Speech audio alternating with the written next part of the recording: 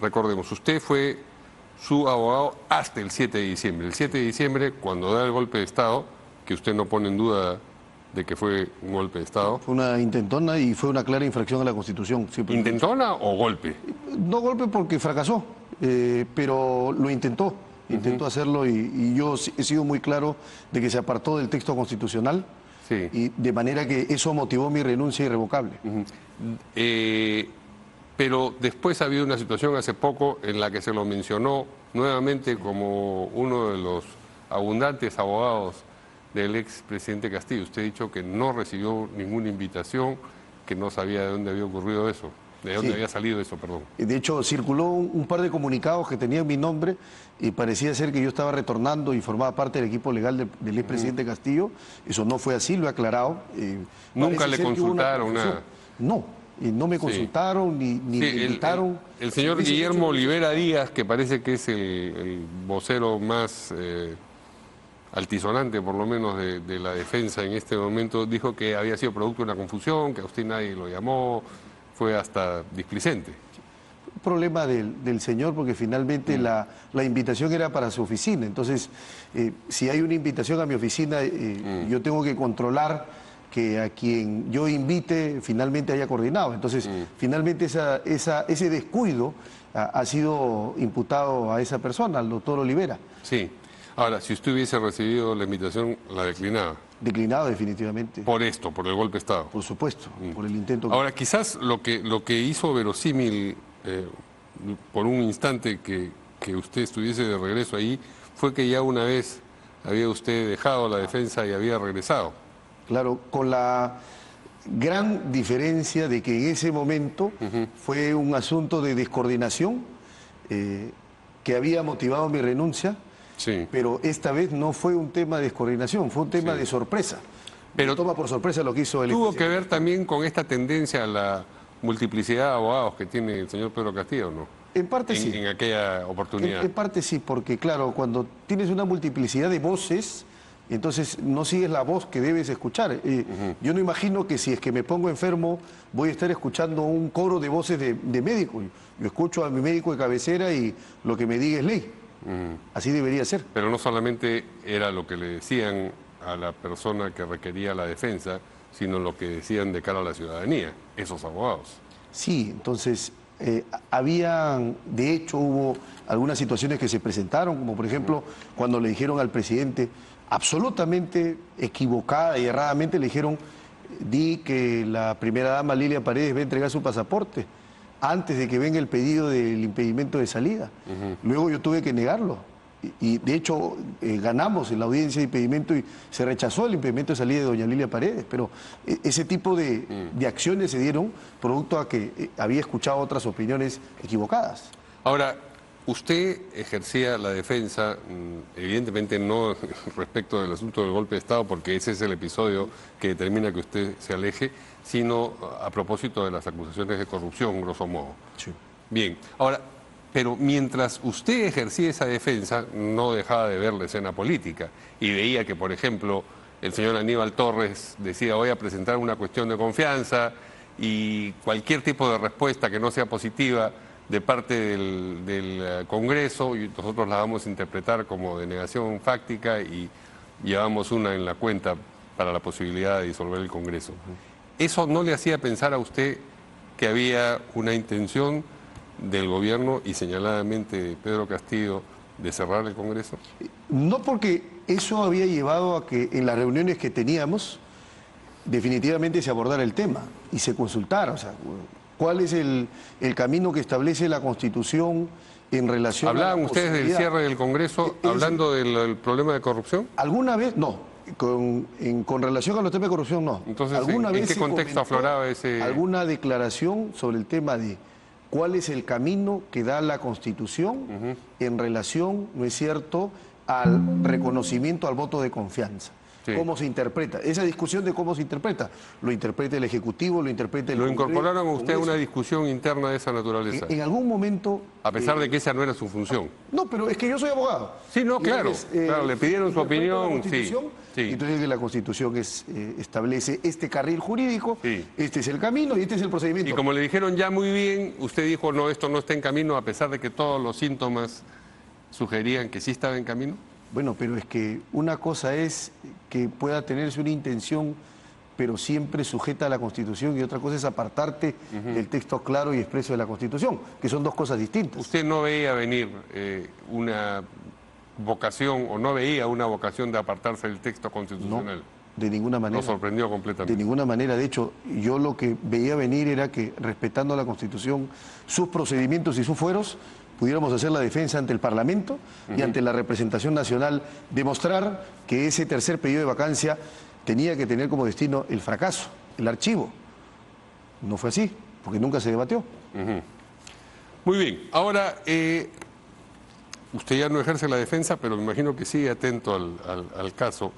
Ahora la Fiscalía ha pedido el levantamiento del secreto de las comunicaciones. Esto con relación al golpe de Estado. ¿Le Sí. parece a usted pertinente ese pedido de la Fiscalía? Es parte de los actos de investigación de la Fiscalía, y acá hay que establecer cómo es el tratamiento de las intervenciones a las comunicaciones. Hay diversas formas de intervenir en las comunicaciones.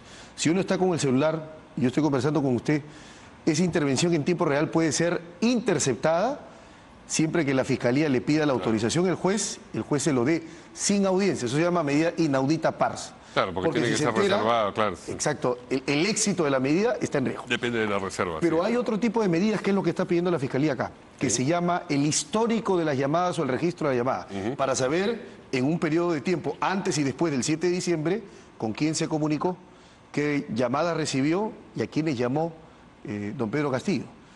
Eso, según la ley, sigue otro procedimiento. El juez, como ya sabe que las operadoras telefónicas almacenan la información y está en su poder y es inalterable, entonces no hay problema de que se le corra traslado al abogado de Castillo. Sí. El pedido, el abogado se pueda oponer por escrito y luego esa discusión se lleve a una audiencia. De hecho, va a haber una audiencia de carácter privado por la sensibilidad de la información, ha dicho el juez. El Checkley. 5 de julio. Exacto. Sí. Es una audiencia para determinar si es que el pedido de obtener la información en relación a las comunicaciones, repito, histórico de llamada, no se va a saber con quién habló en vivo, en directo, en los momentos previos o posteriores al 7 de diciembre. Lo que se va a saber es, básicamente, llamada quiénes entrante, habló? llamada saliente, Sí. duración de la llamada. Claro. Eso es lo que se va a saber. Y yo creo que el juzgado va a aceptar. ¿Cree usted Creo que el que se juzgado va a cumple con los requisitos de la ley. Además, es una medida que me parece pertinente con la hipótesis de la investigación que está planteando de la Fiscalía. Así que yo creo que no va a haber mayor inconveniente en que se acepte y se declare fundado el pedido fiscal. ¿Y qué le parece la hipótesis en general? Me parece una hipótesis que va en contra del texto de la ley penal, porque yo he sido Ajá. claro también y lo reitero. Para mí, Castillo puede ser infractor de la Constitución, pero no es autor de rebelión.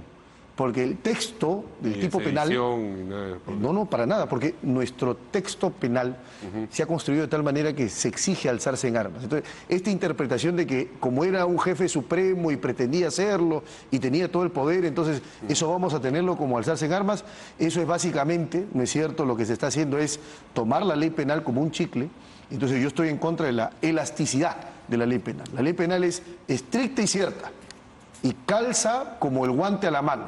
Y si no calza, no hay que forzarlo porque si no el guante se rompe. ¿Y qué piensa de la acusación que hace Guillermo Olivera Díaz, uno de los abogados de Pedro Castillo, a propósito del coronel Harvey Colchado de la policía, que al calificar de delictiva e inconstitucional la captura que realizó el expresidente el 7 de diciembre? Varias cuestiones al respecto. Primero, cuando un abogado, nosotros tenemos en el código el permiso de cuando polemizamos, ¿no es cierto? Y entre abogados no existe injurias recíprocas, es decir, no hay delito. Pero creo que hay que evitar los excesos. Entonces, si uno argumenta algo, tiene que probarlo. Yo no puedo afirmar con ligereza que ha habido un delito de parte de un funcionario policial si es que no tengo las pruebas de eso. Que a alguien no le parezca que no se cumpla con los requisitos de flagrancia, no lleve inmediatamente a decir acá hay una actuación delincuencial. Entonces, una cosa es decir no se cumple con los requisitos de la ley en la intervención y otra cosa es decir este policía es un delincuente. Entonces, yo no hubiese dado esas expresiones, el doctor Olivera lo hace, pero finalmente me parece que es una persona pues que que digamos, habla bastante y no tiene mucho control de las emociones. Creo que las emociones lo desbordan al señor. Entonces, finalmente creo que tiene que moderarse. Bien, todo eso con respecto a los asuntos asociados al expresidente Castillo, pero queríamos aprovechar también para conversar con usted sobre esta propuesta o digamos, esta iniciativa para darle plazo a la colaboración eficaz que ha sido aprobada en el Congreso y que están pidiendo observe el Ejecutivo. ¿Le parece a usted una iniciativa pertinente, adecuada, razonable? Sí, es una medida adecuada. ¿Y los plazos que se han planteado son adecuados también? Me parece que sí, y voy a explicar por qué. Sí, por favor. ¿Qué cosa es lo que se establece? Se establece dos tipos de plazos.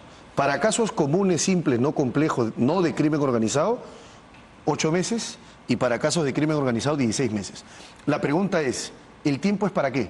Para que la Fiscalía, una vez iniciado un proceso de colaboración eficaz, yo recibo la declaración, recibo el testimonio, la delación, y empiezo el periodo de corroboración, de confirmación de lo que dice. Eso es lo más importante. Lo que está pasando en la práctica, hay una mala praxis en el Ministerio Público, en que se demoran muchísimos años, no corroboran, no se cierra el acuerdo, pero con esos dichos meten preso a mucha gente. Lo que pretende la ley es establecer un plazo para que en 8 meses, si no me corroboras y no llegas a acuerdo sobre la colaboración eficaz, entonces no hay prisión efectiva. No hay colaboración. Sí. Si es un caso de organización criminal, el plazo se duplica, entonces ya no tienes 8, sino tienes 16 meses. Es cierto, que es bastante tiempo, me parece un tiempo razonable, para que la Fiscalía en 16 meses logre comprobar el dicho, logre cerrar un acuerdo de colaboración y esa persona que es un aspirante a colaborador luego pase a ser en realidad colaborador. No podemos tener prisiones preventivas solo con aspirantes a colaboradores. Necesitamos que sean colaboradores para que una persona con su información vaya presa. Me parece una medida saludable, necesaria, aunque no sea políticamente correcta o popularmente aceptable, pero jurídicamente es una medida necesaria. No puede haber un proceso sin plazo. La garantía del plazo razonable es para todo tipo de proceso, tanto para el común como para el proceso especial de colaboración eficaz. Debe tener plazo. Y si no lo tiene, hay que ponerlo. Luego discutiremos si 8 meses más, si 8 meses está bien o, más, o se necesita más, si 16 meses está bien o necesita menos o un poco más. Discutiremos seguramente el plazo que se está planteando, pero creo necesario que se fije un plazo. No puede haber un proceso de colaboración eficaz sin plazo. Eso es arbitrario.